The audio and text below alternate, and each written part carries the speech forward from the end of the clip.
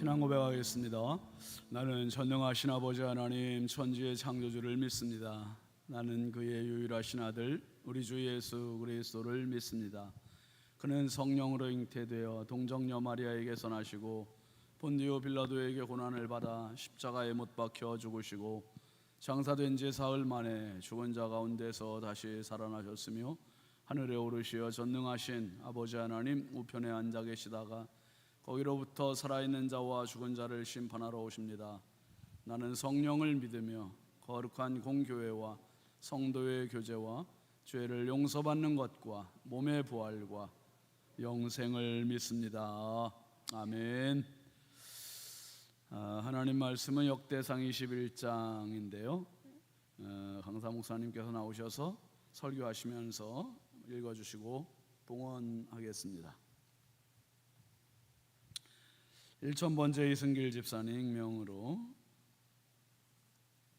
두 분, 조근호 장로님, 김필련 권사님, 황희돈 집사님, 김양희 집사님, 우연숙 권사님, 장진혁 귀식, 김정옥, 장진영, 유혜린, 김혜자, 유용선, 유준경, 김준우, 준성, 오선경, 김유신, 김서율, 박연희, 김봉재 성도, 감사예물 신다연 학생, 신건호 학생, 김복연 전도사님, 윤정숙 권사님, 유순희 권사님, 김우연 전도사님, 익명으로 우연숙 권사님, 이광복 집사님, 기영순 권사님, 유석인 장로님, 이순복 권사님, 오순방 집사님, 오경애 권사님, 한삼순 권사님, 박용애 권사님, 최봉자 권사님, 정양규 목사님, 김정일 권사님, 양은영 권사님, 서림수 장로님, 윤진아 집사님, 홍풍기 장로님, 임예모 권사님, 홍선영, 홍지희 청년, 김상열 장로님, 이자 권사님, 이주택 성도, 박옥분 권사님, 최은아 집사님,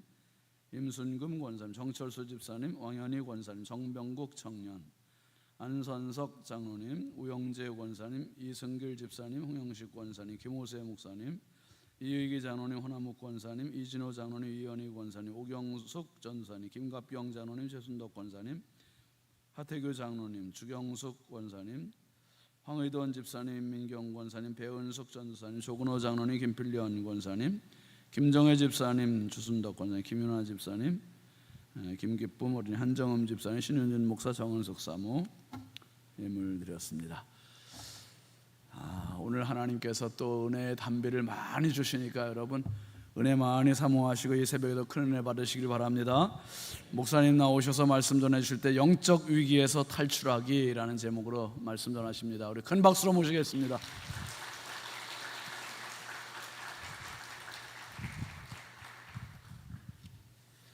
드려진 헌금 위해서 기도합니다. 하나님 아버지, 은혜를 감사합니다. 이 시간 하나님 앞에 예물 드리며 기도하는 심령들을 축복하시고 하나님께서 각자의 필요에 따라 하나님 채워주시되 형통케 하시고 넉넉하게 채워주옵소서. 하나님께서 귀한 성도님들을 귀하게 축복하실 줄 믿고 예수님 이름으로 감사하며 기도하옵나이다. 아멘. 반갑습니다. 새벽에 비가 많이 오는데 어떻게 잘 오셨습니까? 비가 많이 와서 오늘 새벽에 저도 일찍 일어나서 성도님들이 참 예배 오시기가 힘들겠다 생각을 했는데 우리 장로님들이 그냥 옆에서 다 앞에서 또 찬양을 하고 있어서 얼마나 또 감사한지 모릅니다. 오늘은 영적 위기에서 탈출하기라는 제목으로 잠시 말씀을 전하려고 하는데요. 우리가 영적으로 침체된 경험을 한 번씩 할 때가 있습니다. 신앙생활을 하고 그냥 정상적으로 열심히 이렇게 기도하고 예배 드리는데 뭔가 좀 눌려있는 느낌이 들고 또 뭔가 신앙생활 하는데 힘이 나지 않는, 그리고 마음이 참 힘들어지는 그런 때가 있죠. 이게 영적인 이 침체기입니다. 우리가 이런 침체기, 정상적으로 신앙생활을 하고 있음에도 불구하고 이런 영적인 침체를 한 번씩 경험할 때가 있는데 이때 우리가 어떻게 이런 영적 침체에서 잘 벗어날 수 있겠는가, 이런 생각을 해보게 됩니다. 또 어떤 분들은 이렇게 아무렇게 하지 않는 게 아니라 좀 실수하고 하나님 앞에 때로는 범죄에서 하나님 앞에 책망받을 때가 있습니다. 우리가 실수하고 범죄할 때, 특히 의도적으로 잘못할 때 하나님께서, 성령께서 우리 마음에 양심의 찔림을 주십니다. 그런데 그럼에도 불구하고 그걸 거부하고 자기 마음대로 했을 때 우리가 영적 위기를 경험하게 됩니다. 이런 영적 위기 속에서 어떻게 해결하고 빨리 벗어나서 영적 위기를 영적 성장으로, 영적 부흥으로 바꿀 수 있겠는가, 이런 문제에 대해서 우리가 한번 생각해 보려고 합니다. 오늘 우리가 잠시 함께 살펴볼 역대상 21장에 보면 이런 내용이 나옵니다. 다윗이 인구 조사를 합니다. 자기 나라의 인구가 얼마나 되는가를 자기 부하 장수를 시켜서 이렇게 인구 조사를 하는데, 인구 조사한 것이 하나님 앞에 범죄가 되어서 심판을 받게 됩니다. 세 가지 하나님 앞에 선택권을 받게 되는 거죠. 옵션을 받게 되는데, 심판 중에 첫 번째는 3년 동안 그 땅에 기근이 될 것인가, 아니면 3개월 동안 적에게 쫓겨다닐 것인가, 아니면 사흘 동안 이 전염병으로 많은 사람이 죽어가는 것을 이렇게 원할 것인가. 이 세 가지 선택을 받게 됩니다. 그 중에 다윗은 하나님 앞에 매맞는 것이 낫다 해서 사흘 동안 짧고 굵게 전염병을 당하는 것을 하나님 앞에 요구하게 되는 거죠. 그래서 결국 이스라엘의 7만 명이라는 사람이 이렇게 죽게 됩니다. 그래서 이것을 보고, 이렇게 많은 사람이 죽는 걸 보고 다윗이 회개하면서 하나님 좀 도와주시고 살려달라고 불쌍히 여겨달라 해서 하나님께서 용서의 길을 열어주죠. 여부수 사람 오르난의 타작마당에서 예배를 드리면, 제사를 드리면 내가 용서해 주겠다. 그래서 거기서 오르난의 타작마당에서 하나님 앞에 번제를 올리고 하나님의 진노를 멈춘 내용이 오늘 우리가 읽어볼 역대상 21장의 내용입니다. 우리는 이 말씀을 통해서 우리들이 경험하는 영적 위기의 원인은 무엇인가, 그리고 우리가 어떻게 이런 영적 위기에서 탈출하고 영적 위기를 도리어 영적 성장의 기회로 삼을 수 있을 것인가, 여기에 대해서 살펴보려고 합니다. 다 같이 성경 말씀을 보면 부분적으로 읽겠습니다. 역대상 21장 1절 2절 7절에 14절 24절에 28절입니다. 1절 2절 제가 한 절 읽고 여러분 한 절 읽고 교독해 보겠습니다. 사단이 일어나 이스라엘을 대적하고 다윗을 충동하여 이스라엘을 계수하게 하니라. 다윗이 요압과 백성의 지도자들에게 이르되 너희는 가서 브엘세바에서부터 단까지 이스라엘을 계수하고 돌아와 내게 보고하여 그 수요를 알게 하라 하니. 7절입니다. 하나님이 이 일을 악하게 여기사 이스라엘을 치심해 다윗이 하나님께 아뢰되 내가 이 일을 행함으로 큰 죄를 범하였나이다.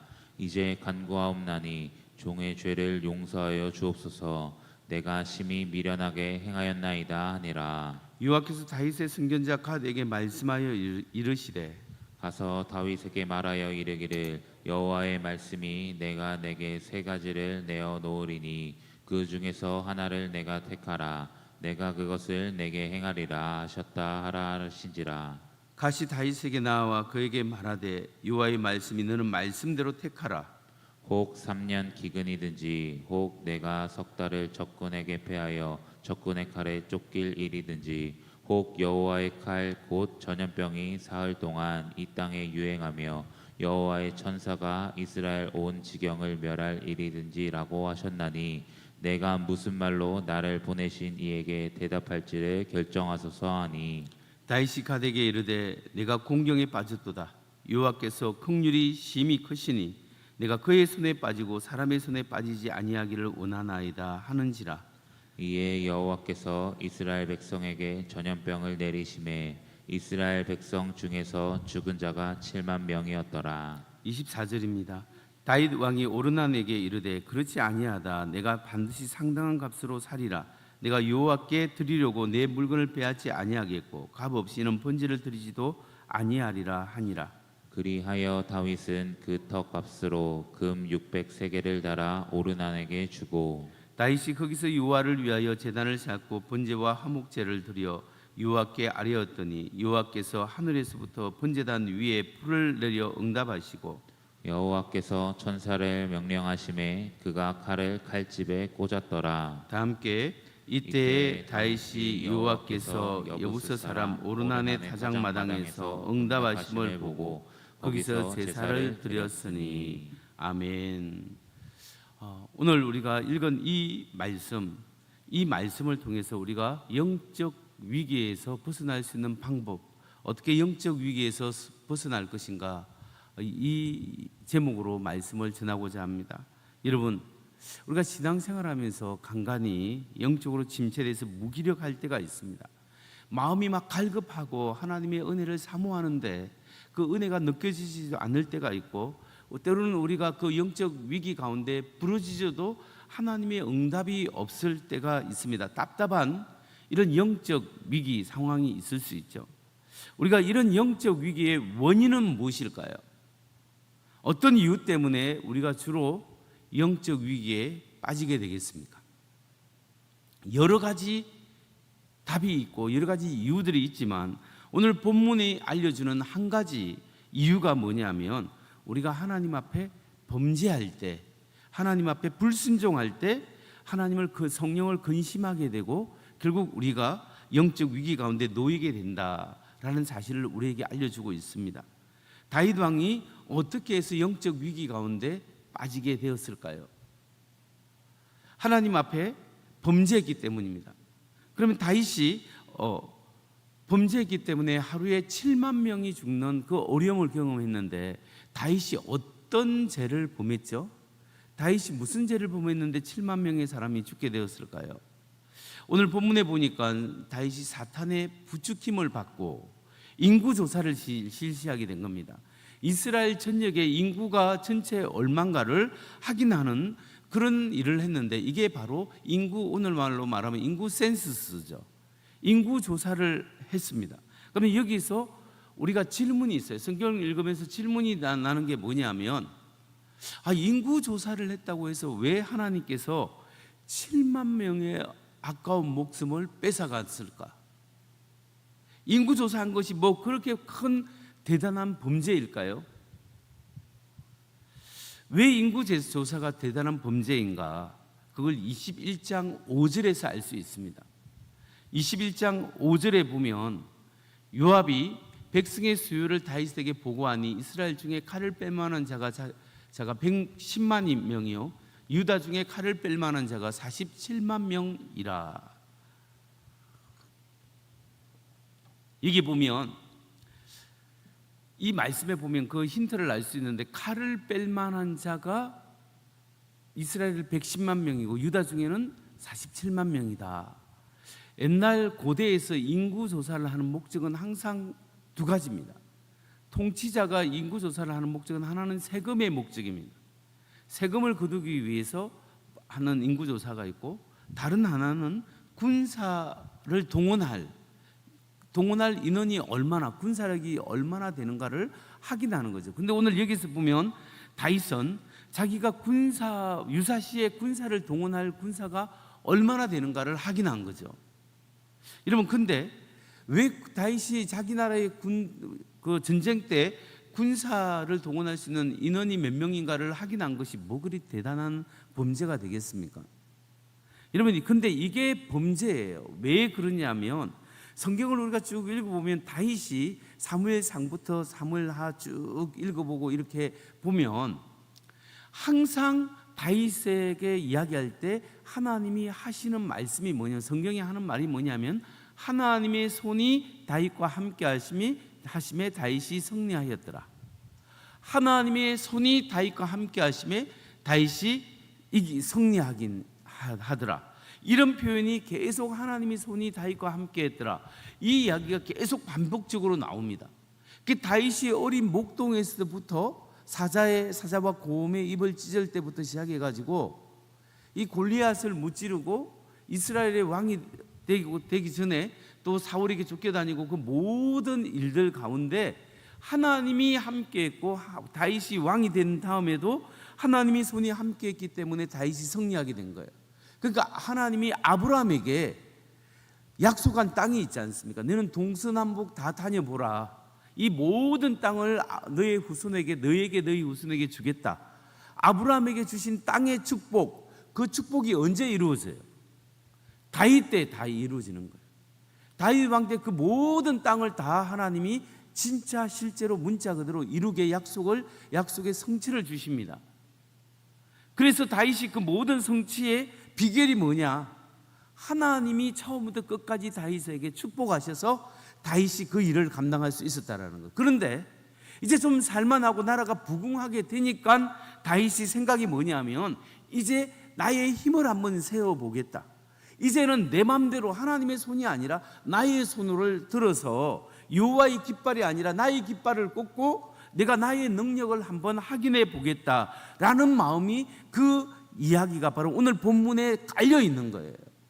그러니까 이제는 내 맘대로 살겠다, 내 뜻대로 살겠습니다, 이제는 하나님 내가 내 맘대로 한번 해보겠습니다 라고 하는 그것이 범죄였다라는 거예요.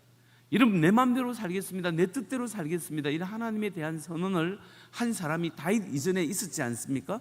그 사람이 누군지 아세요? 인류의 조상 아담과 하와예요.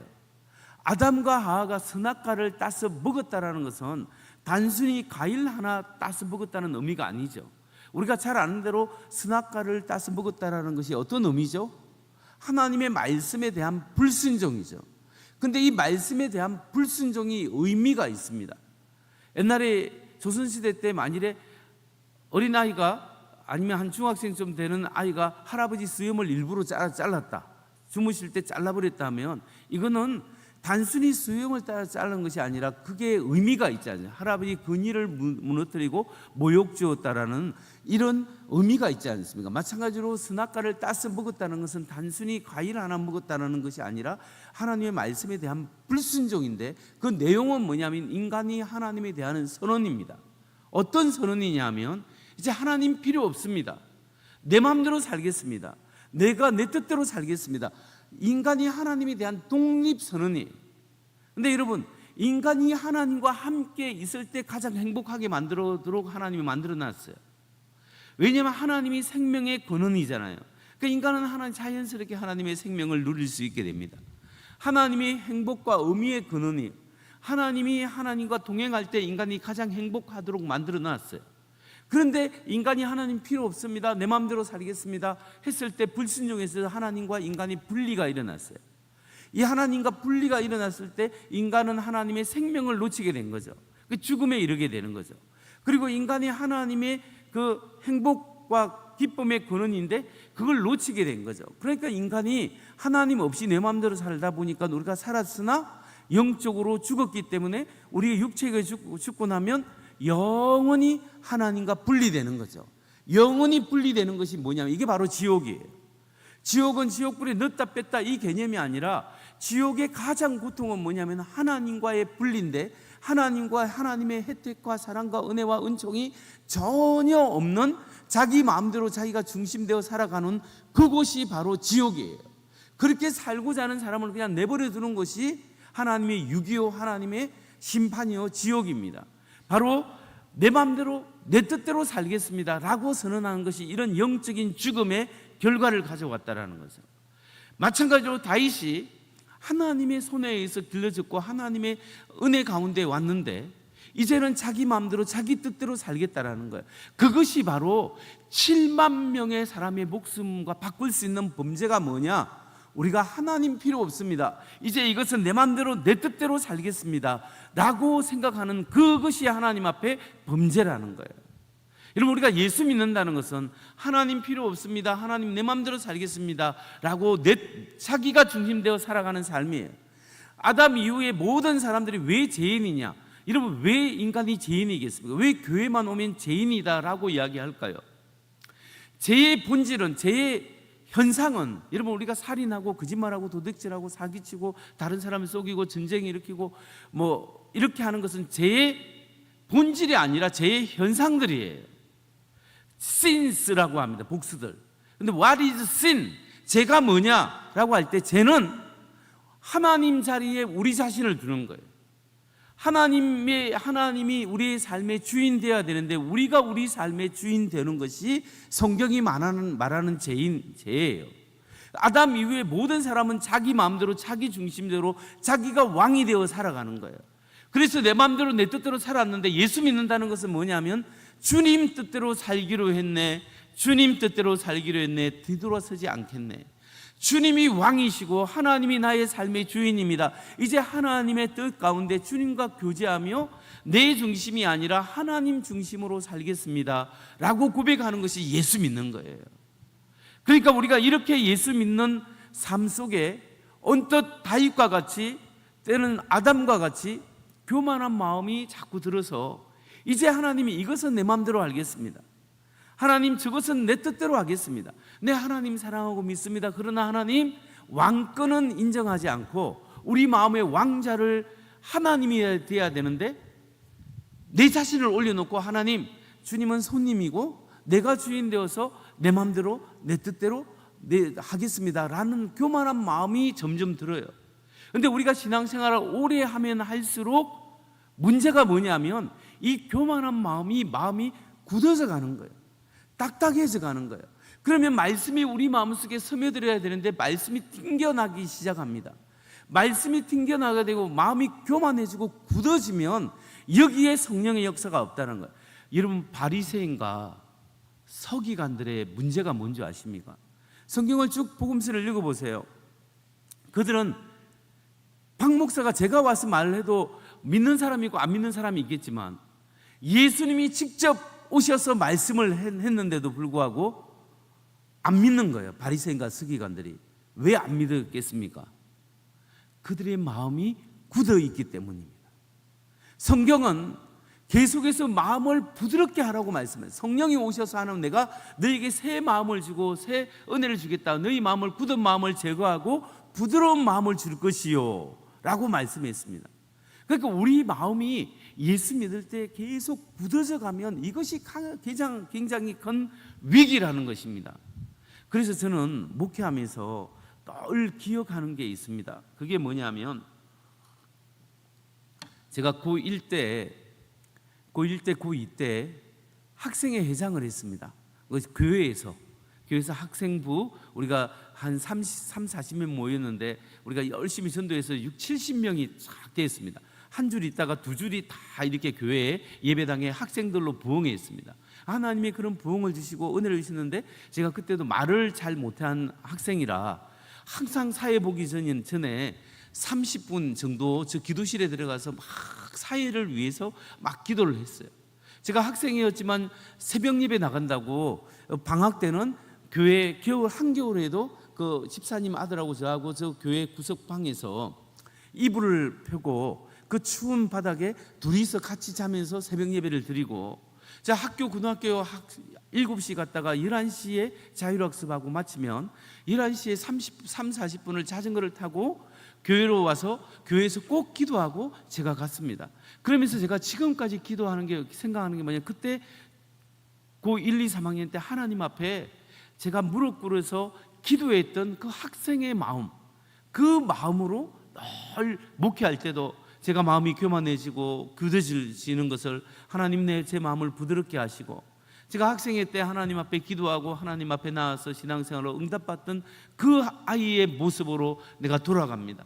하나님 제 마음을 굳은 마음을 제거하시고 부드러운 마음을 주시고 오늘 성령께서 제 마음에 역사하셔서 하나님의 뜻을 이루시고 성도를 사랑하고 성도님들을 하나님의 뜻 가운데 인도하게 하여 주옵소서.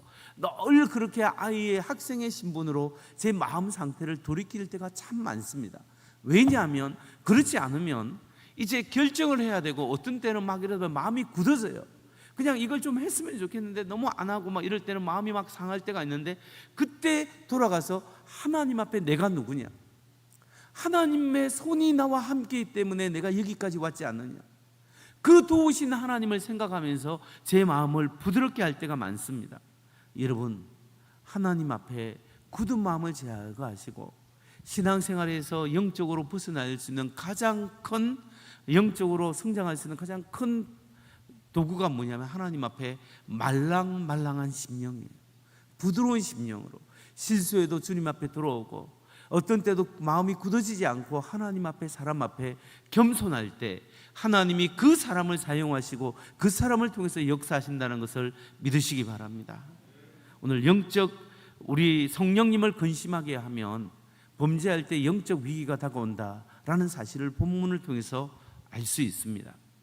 그렇다면 우리가 이제 다윗처럼 하나님을 믿는다고 하면서 우리 마음대로 살고 우리 뜻대로 살아서 범죄에서 위기에 처할 때 어떻게 우리가 이 문제를 해결할 수 있겠는가? 위기를 어떻게 극복할 수 있는 실질적인 방법이 무엇일까요?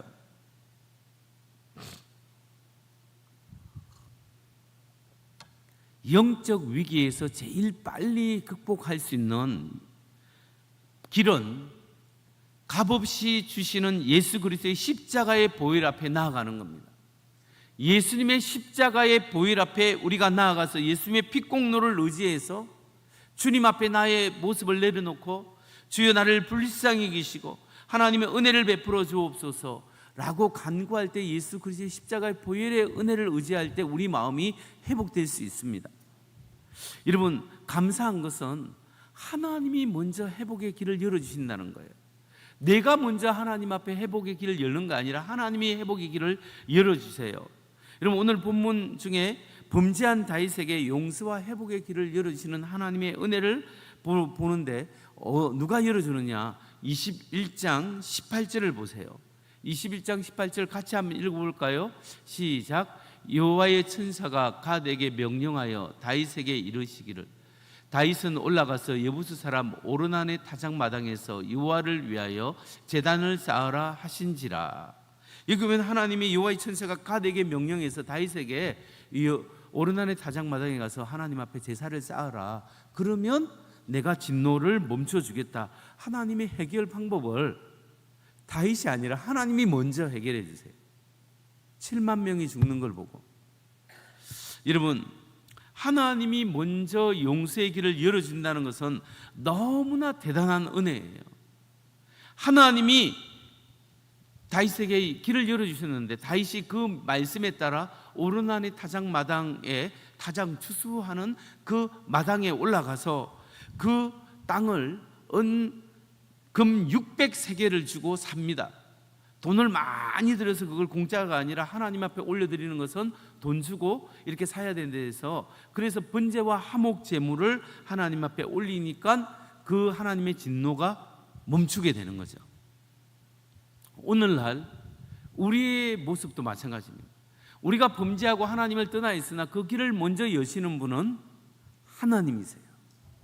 하나님이 오늘 우리에게 십자가의 은혜로 말미암아 주님 앞에 길을 열어 놓았습니다. 제약의 홍해가 있는데 그걸 쫙 십자가로 길을 여신 거예요. 그래서 오늘 우리는 언제든지 하나님 앞에 부드러운 심령으로 주님, 하나님 나를 불쌍히 여겨 주옵소서. 하나님 긍휼히 여겨 주옵소서. 다윗처럼 엄청난 돈을 지불하고 그 비싼 대가를 치를 필요가 없습니다. 그냥 예수님의 십자가를 의지해서 주님, 제가 왔습니다. 이 부족한 사람을 불쌍히 여기고, 하나님 내 마음이 교만하고, 내 마음이 교만하여 내 아내의 말도 못 들어주고 내 남편의 말도 못 들어주고 주위 사람에게 짜증을 부리고 내 마음에 가시가 나서 다른 사람을 자꾸 찌릅니다.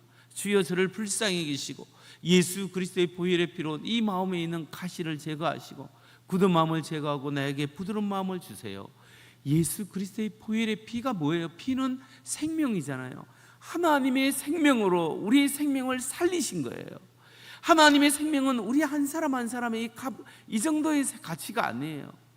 이 온 우주를 만드신 그 엄청난 하나님이, 그 하나님이 무엇이 답답해서 자신의 생명을 버려서 우리의 생명을 살리기 위해서 자신의 생명을 내어주셨겠습니까? 우리를 단지 사랑하기 때문에.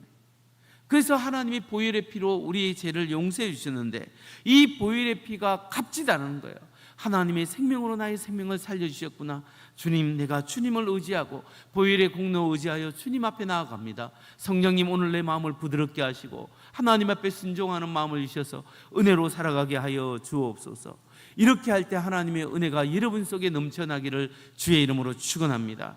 우리 함께 이 시간 아직 설교는 안 끝났지만 우리가 기도 한번 할 때 보혈 찬송을 한번 해보겠습니다. 보혈을 지나 우리 함께 찬양할 때 하나님의 성령이 여러분의 마음을 다스리고 붙들어주는 은혜가 있기를 원합니다.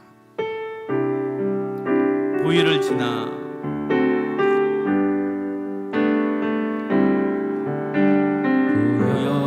보여르시나 하나님 품으로 보여르시나 보여르시나 아버지 품으로 보여르시나 하나님 품으로 한 걸음씩 나가네. 다시 한번 보여르시나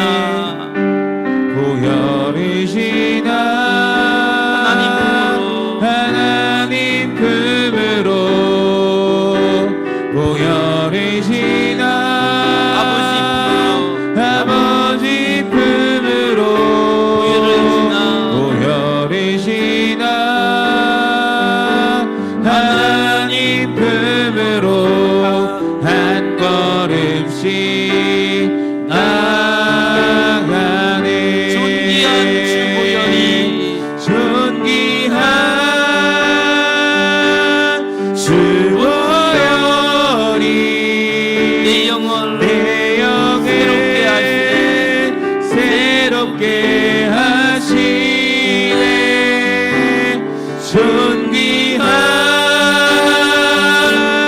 주 보혈이 내 영을 새롭게 하네. 한 주는 계속해 주시고요. 잠시 눈을 감고 우리가 마음으로 예수 그리스도의 십자가를 상상해 보시기 바랍니다. 나를 위하여 흘리시는 그 예수님의 십자가, 그 보혈의 피가 발목에로부터 십자가 밑으로 흘러내립니다. 땅으로 내려오는 그 십자가의 앞에 내가 무릎을 꿇습니다. 주님의 십자가 앞에서 무릎 꿇은 나를 생각해 보십시오. 주님, 제가 왔습니다. 이 교만한 심령 가지고 주님 앞에 왔습니다. 주여, 이 상처받은 심령 가지고 주님 앞에 왔습니다. 주님, 오늘 살아가는데 힘이 없는 연약한 나의 모습을 가지고 영적으로 침체되고 영적으로 아파하는 나의 모습을 가지고 주님 앞에 나왔습니다. 나를 사랑을 흘리시는 주님, 내가 너를 사랑한다. 내가 너를 사랑한다. 사랑하는 내 아들아, 사랑하는 내 딸이라 라고 말씀하시는 그 주님의 음성에 귀를 기울이십시오. 주님, 부족하고 연약하지만 저도 주님을 사랑합니다. 주여, 저를 죄를 용서하시고 저의 교만한 마음을 불쌍히 여기시고 오늘 다시 한번 우리 어릴 때 은혜 받았던 그 심령으로 돌아가서 하나님, 주님만입니다. 나를 위하여 십자가의 생명을 바친 예수 그리스도 십자가의 은혜를 주님 앞에 나아갑니다. 주여, 나를 불쌍히 여겨 주옵소서. 이 시간 하나님 앞에 생각나는 죄가 있으면 회개하십시오. 조용히 기도해도 좋습니다. 조용히 하나님 앞에 주님, 보혈의 피를 나에게 적셔 주옵소서. 보혈의 피를 나를 적셔 주옵소서. 주님, 처음 헌신했던 그 십자가의 은혜를 다시 한번 기억합니다. 주님, 나아갑니다. 보혈의 피로, 보혈의 피로, 보혈의 피로 보혈을 지나 하나님 품으로 보혈을 지나 아버지 품으로 보혈을 지나 하나님 품으로 한 걸음씩 나가네. 존귀한 주 보혈이 존귀한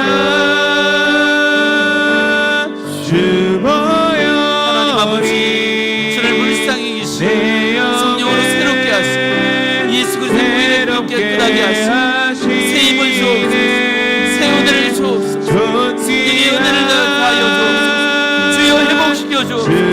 주님의 피입니다. 주님의 은혜입니다. 주님의 은혜입니다. 주님의 은혜입니다. 주여, 불쌍히 여겨 주옵소서. 아멘. 하나님 아버지, 감사합니다. 이 새벽에 주님, 조용히 하나님의 은혜를 내리심을 감사합니다. 예수 그리스도 십자가 옆에 앞에 나와서 주님 엎드릴 때 이 약한 나를 불쌍히 여기시고 주의 피 묻은 손으로 다듬어 주시고 상처를 싸매 주심이 감사합니다.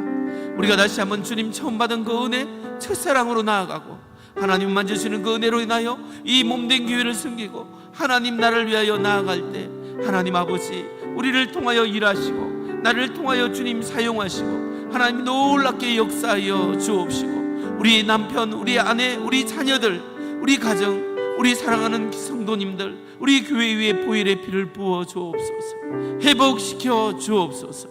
예수님 이름으로 기도합니다. 아멘. 우리가 항상 저도 답답할 때 찬양으로 마음을 열고요, 그리고 예수 그리스도의 십자가의 보혈 앞에 나와서 기도하면 십자가의 은혜가 여러분을 항상 넉넉하게 마음을 부드럽게 해주세요. 그리고 그것 때문에 우리가 하나님 앞에 어떠한 직분, 어떠한 것을 받았더라도 하나님 앞에 섰을 때 칭찬받아야 되지 않겠습니까? 그런 믿음으로 살아갈 때 하나님이 이 교회를 성령으로 하나로 묶어주시는 그 은혜가 있습니다. 그렇게 하나됨을 통해서 하나님의 나라, 오직 하나님의 영광을 위해서, 복음 전파, 영혼 구원을 위해서, 이 시대에 쓰임받기 위해서 우리가 사용되는 그런 복된 교회, 복된 성도, 복된 하나님의 사람 되기를 주의 이름으로 축원합니다. 마지막으로 이렇게 하나님 앞에 용서를 받고 새롭게 된 성도님들, 이제 우리가 어떻게 살아야 하겠습니까? 어떻게 영적 은혜를 우리가 계속 유지할 수 있을까요? 그것은 받은 바 은혜를 계속적으로 유지하기 위해서는 받은 바 은혜 위에 매일 감사와 찬양의 제사를 드려야 돼요. 우리가 받은 바 은혜 위에 매일 감사합니다. 매일 하나님을 찬양하고 하나님을 은혜를 기억하고 감사하고 찬양하는 그것을 통해서 깊은 교제로 나아가야 합니다. 제가 우리 신윤진 목사님 제 선배님인데 이렇게 같이 만나면서 이렇게 교제를 해보니까 늘 하시는 말씀이 사모님과 함께 너무 감사하다는 거예요. 너무 감사해요. 사실 목사님이 목회하던 그쪽이 훨씬 교회가 커요. 근데 이쪽으로 왔는데 염려하고 두려운 마음으로 순종해서 하나님 앞에 왔는데 하나님께서 너무너무 축복하시고 감사해서 그냥 무조건 하나님께 감사하고 너무 고맙고 성도님들이 감사하고 너무 우리 집사님 권사님 너무 좋으시대요. 너무 우리 장로님이 좋으시대요. 그거 말을 그냥 계속 이야기하는 거예요. 그래서 너무 감사와 하나님을 찬양하는 이 교회, 신성교회를 인하여 내가 노년에 이 마지막 목회에 하나님 앞에 드려지는 이 삶에 행복하게 목회를 하게 돼서 너무 감사하다는 고백을 하게 되는 것이 너무 보기 좋고 하나님 앞에 감사하게 됩니다. 여러분, 다윗을 한번 보면 하나님께 용서함을 받고 어떻게 합니까? 하나님이 용서해 주셨어요. 용서해 줄 때 제단을 쌓아서 용서해 주었는데 이제 진노가 멈췄습니다. 그때 어떻게 했냐면 기브온의 성막이 있고 제단이 있어요. 이 오르난의 다닥마당에 하나님의 제단이 있는 게 아니고 기브온의 성막이 있어요. 그리고 거기에 제단이 있는 거예요. 그런데 그럼에도 불구하고 다윗이 오르난의 타작마당에 가는 거예요. 거기에서 본격적으로 거기서 예배를 드립니다. 역대상 21장 28절을 보세요. 21장 28절, 이때 다윗이 여호와께서 여부스 사람 오르난의 타작마당에서 응답하심을 보고 거기서 제사를 드렸으니, 왜 다윗이 오르난의 타작마당에서 제사를 드렸을까요? 하나님의 천사가 두려워서 그렇기도 하지만 다윗이 딱 보니까 여기에서 하나님이 응답해 주시는 거예요. 오르난의 타작마당에서 재앙도 멈추고 여기 응답하시니까 여기에 가서 계속해서 제사를 드립니다. 그런데 여기 문제가 뭐냐면, 좋은 것이 뭐냐면 오르난의 타작마당이 어떤 곳인 줄 아세요? 나중에 역대하를 읽어보면 역대하 3장 1절에 보면 나옵니다. 이 오르난의 타작마당이 어디냐면 모리아산이에요. 모리아산 어디입니까? 아브라함이 이삭을 바쳤던 그 장소, 그 산이 바로 오르난의 타작마당이었어요. 하나님이 시험했을 때 하나님이 시험에 합격한 그 아들 이삭을 바친 그 자리. 근데 이 이삭을 바친 모리아산 그 자리인데 그 자리가 또 어떤 일이 됩니까? 여기에 다윗의 아들 솔로몬이 하나님의 성전을 짓게 되는 거예요. 성전을 짓게 되는 그 은혜가 있는 거예요. 여러분, 이게 뭘 이야기하겠어요? 이 성경이 이것이 뭘 우리에게 암시해 줄까요? 하나님 앞에 새롭게 은혜 받은 사람은 은혜 받은 그 자리에서 감사하고 찬양의 제사를 거기에서 드릴 때 하나님의 영광을 받고 하나님의 역사가 일어난다는 거예요. 오늘 여러분 새벽 예배에 나와서 항상 은혜 받은 사람은 새벽 제단을 쌓는 것이 너무나 중요해요. 여러분이 삶 속에서 하나님 앞에 이것 맞아서 봉사한 그 봉사가 있다면 그걸 붙잡고 하나님 앞에 순종할 기간이 내게 주어진 한 순종해 갈 때 그게 은혜가 되는 거예요. 하나님께서 이 제단을 통해서 여러분 우리 신성교회를 은혜 받은 사람은 이 신성교회에서 끝까지 붙잡고 하나님이 주신 사명이 있으면 그 사명에 감사하고 하나님 앞에 충성과 봉사의 제단을 쌓을 때 하나님의 역사가 여기에 일어나는 거예요. 여러분 지금까지 하나님이 주신 그 은혜가 있지 않습니까? 내가 실망하고 좌절하고 낙심했을 때 하나님이 옛날에 어떤 사건을 통해서 하나님 내게 은혜를 주셨고 옛날에 그 말씀을 통해서 내게 힘을 주셨다면 여러분 그 사건과 그 말씀을 과거의 그 사건을 기억해야 됩니다. 옛날에도 하나님 역사하신 그 하나님 오늘도 인도할 줄 믿습니다. 오늘도 역사할 줄 믿습니다 라고 지난번에 역사하신 하나님 오늘 나의 삶을 인도하시고 앞으로도 역사할 줄 믿습니다. 그 기억을 떠올려야 합니다. 여러분 이게 성경적이에요. 왜냐하면 성경에서 출애굽 사건이 있었는데 계속 끊임없이 그 뒤로부터 계속 하나님이 출애굽 사건에 대해서 언급하잖아요. 하나님이 계속 출애굽 사건을 언급하면서 계속 그것을 기억하라. 우리가 하나님 앞에 은혜 받은 그 사건, 나를 세워주셨던 그 사건, 내가 안수받았던 그 사건, 그 사건들을 계속해서 기억하면서 하나님 앞에 감사하고 내일도 인도할 줄 믿습니다 나아갈 때 하나님의 역사가 일어난다는 거예요. 말씀을 마칩니다. 성도 여러분, 우리에게 위기는 언제 찾아오겠습니까? 하나님 없이 내가 주인 될 때, 내가 자꾸 왕이 되려고 할 때 위기가 찾아와요. 그리고 처음 은혜를 잊어버리고 마음이 굳어지면 위기가 찾아옵니다. 그리고 성령님께서 사인을 주세요. 그럼에도 불구하고 계속적으로 반복해서 거부하면 마음이 굳어져 버립니다. 이게 위기입니다.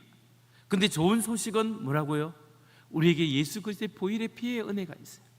하나님 앞에 회개하고 주여 예수 그리스도의 보혈의 피를 의지하고 나아갑니다. 나의 죄를 용서하시고 저희 굳은 마음을 제거하시고 부드러운 마음을 주세요. 늘 예수님의 보혈의 피로 적실 때 그 은혜로 살아갈 수 있습니다. 그리고 나는 예수와 함께 죽었구나. 예수님이 사시는구나. 주님이 사십니다.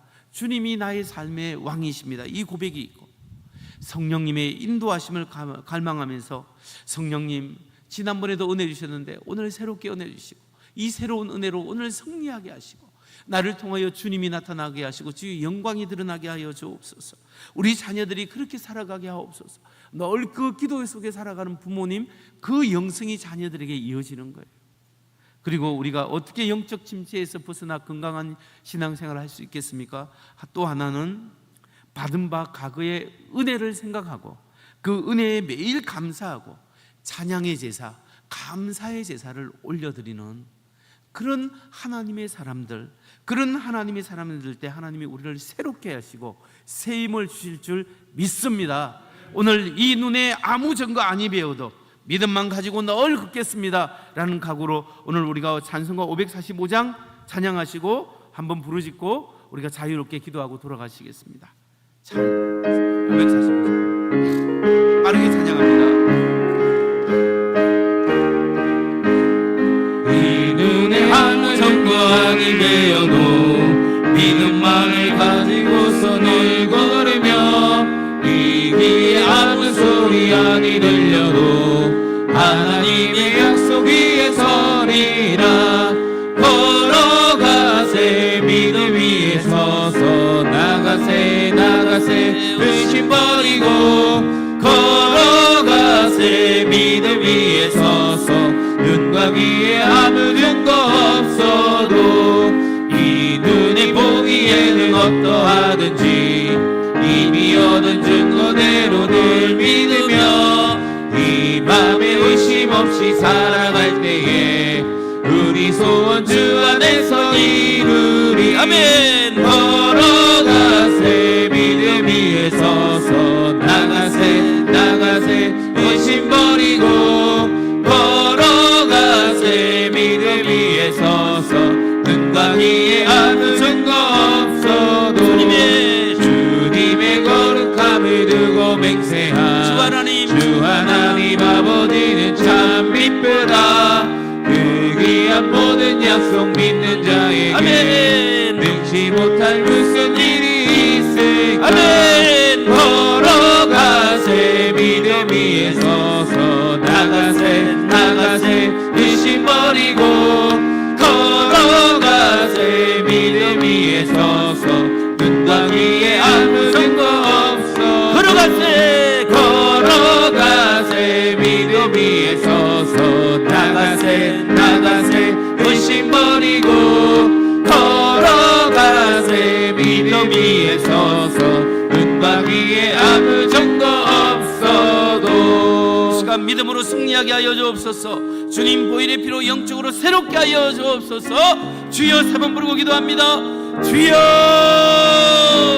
주여 주여. 하나님 아버지 오늘 감사합니다. 이 눈에 아무 증거 아니 배어도 믿음을 가지고 널 걸으며 이 귀에 아무 소리 아니 들려도 하나님의 약속 위에 서겠습니다. 걸어가세 믿음으로 나아갑니다. 하나님 믿음으로 승리하게 하여 주옵소서. 믿음으로 승리하게 하여 주옵소서. 영적으로 새롭게 하시고 성령님 오늘 나온 심령 속에 세임을 주옵소서. 세운을 주옵소서. 보혈의 피로 적셔주시고 보혈의 피로 용서하시고 하나님 아버지 정말 주님 앞에 은혜 가운데 하나님이 다시 한번 나는 주고 예수로 사는 사람을 살게 하시고 예수님이 사십니다. 주님이 왕이십니다.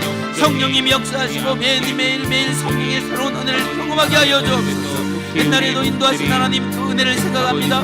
옛날에 기적같이 역사하신 하나님 믿습니다. 오늘도 그 은혜